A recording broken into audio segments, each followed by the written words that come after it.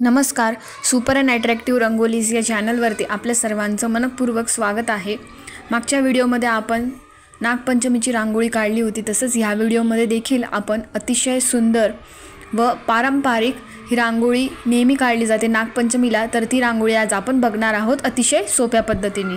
तर चला तर मग स्टेप बाय स्टेप बघूया की नागपंचमीची रांगोळी आपण कशी काढायची आहे.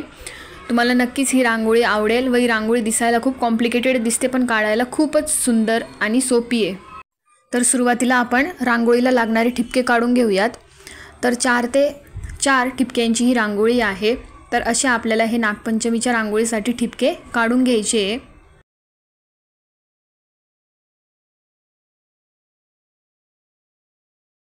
आता हे जे 4 ते 4 ठिपके आपण काढून घेतलेले आहेत, यांच्यामध्ये आपल्याला असं जे आडवे ठिपके त्यांच्यामध्ये आपल्याला असं डिस्टन्स मेंटेन ठेवायचं आहे आणि उभे ठिपके पण आपल्याला थोडं अंतरावर काढायचे आहेत.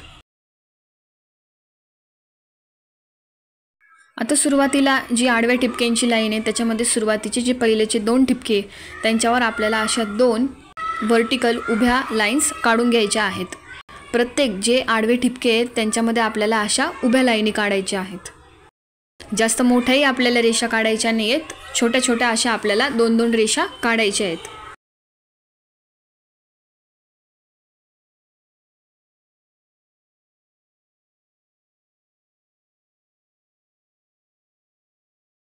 तर अशा पद्धतीने सर्व ठिकाणी म्हणजे सर्व जे आडवे ठिपके आहेत त्यांच्यामध्ये आपल्याला काढून घ्यायचे आहेत. असे छोटे छोटे अशा आपल्याला उभ्या लाईनी काढायच्या आहेत, मधोमध येऊ द्यायचे.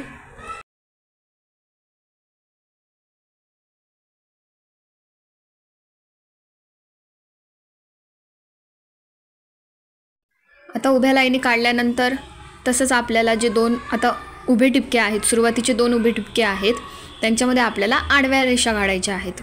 त्या पण अशा छोट्या छोट्या रेषा आपल्याला काढायच्या आहेत. सर्व उभे ठिपक्यांच्या 2-2 ठिपक्यांच्या मध्ये आपल्याला अशा आडव्या रेषा काढून घ्यायच्या आहेत.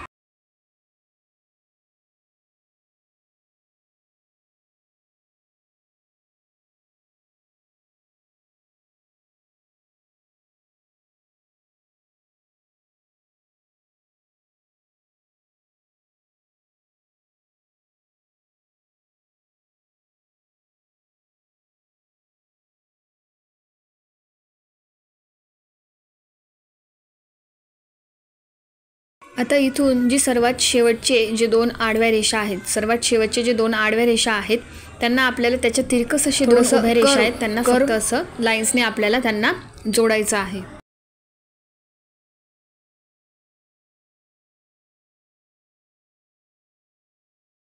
त्यानंतर परत ते जे उभे रेषा आहेत ज्यांना आपण जोडलं ते त्याच्या जे तिरकसमध्ये आडव्या रेषा आहेत त्यांना जोडायचं आहे. म्हणजे हे पॅटर्न सेम आपल्याला असंच चालू द्यायचं आहे.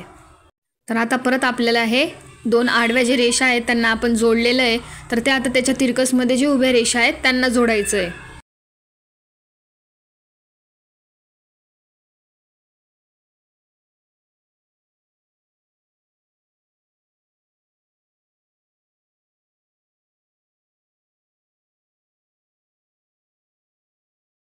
आता जसं आपण ही झिगझॅग लाईन काढली तसंच पद्धतीने आपल्याला आता ही जे शेवटचे 2 उभ्या रेषा आहेत ते त्या आडव्या रेषांना जोडायची आहे. असं थोडंसं कर्व लाईन आपल्याला काढायची आहे.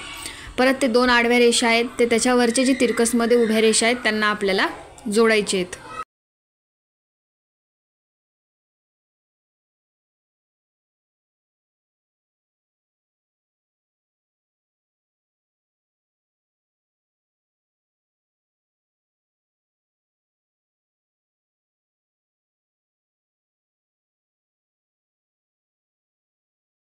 तर अशा पद्धतीने 2 झिगझॅग लाईन्स आपल्या काढून झालेल्या आहेत. आता यांची टोकं फक्त आपल्याला एकमेकांना असे गोलाकार काढून अर्ध गोलाकार काढून आपल्याला असं जोडून द्यायचं आहे.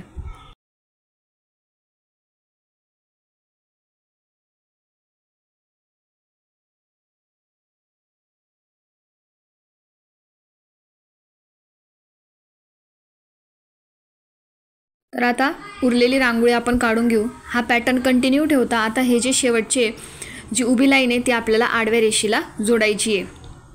त्याप्रमाणे त्याच नंतर आपल्याला ते जे 2 आडव्या रेषा आहेत त्यांना जोडलं आहे ते तिरकसमध्ये उभ्या रेषा आहे त्यांना जोडायचं आहे.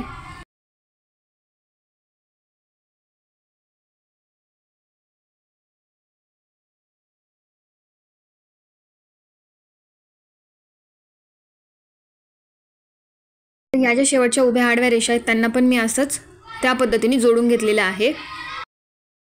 तर आता ह्या ठिकाणी आपल्याला हे जे दोन कॉर्नर यांना जोडून घ्यायचा असा कर्व आकार तयार करून घ्यायचा आहे, सेम तसाच जसा आपण वरती तयार केला होता।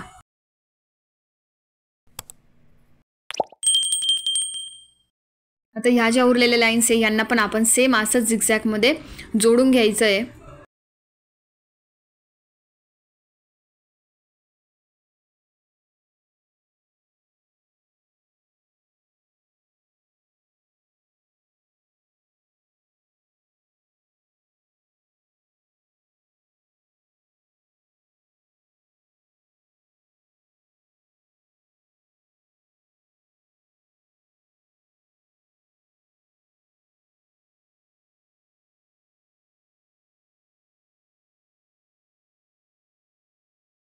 ज्या पद्धतीने दोन साइडला आपण जोडून घेतलंय, गोलाकार तयार करून घेतलाय, तसंच वरचे जे दोन कॉर्नर आहेत त्यांना पण आपण जोडून गोलाकार तयार करून घ्यायचा आहे।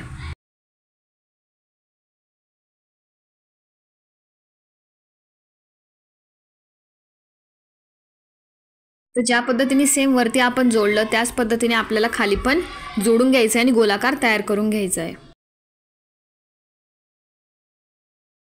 आता त्यानंतर त्याच्या बाजूला जे मोकळं आहे तिथे आपल्याला कुठेच जोडायला जागा नाही, तर ते आपल्याला तसंच राहू द्यायचं आहे। त्याच पद्धतीने वरचा पण जो भाग आहे, दोन आडव्या लाईन्स आहे ते पण आपल्याला तसेच राहू द्यायचे आहे आणि उरलेल्या ज्या आडव्या लाईन्स आहे त्यांना पण आपण असं गोलाकारने जोडून घ्यायचं आहे। तर आता हे जे खालचे उभी रेष आणि वरचे जे दोन आडवे रेषा राहिलेल्या आहेत, तर खालची जी रेषा आहेत त्यांना आपण जो नागाची शेपूट आहे त्याचा आकार आपण तयार करून घ्यायचा आहे।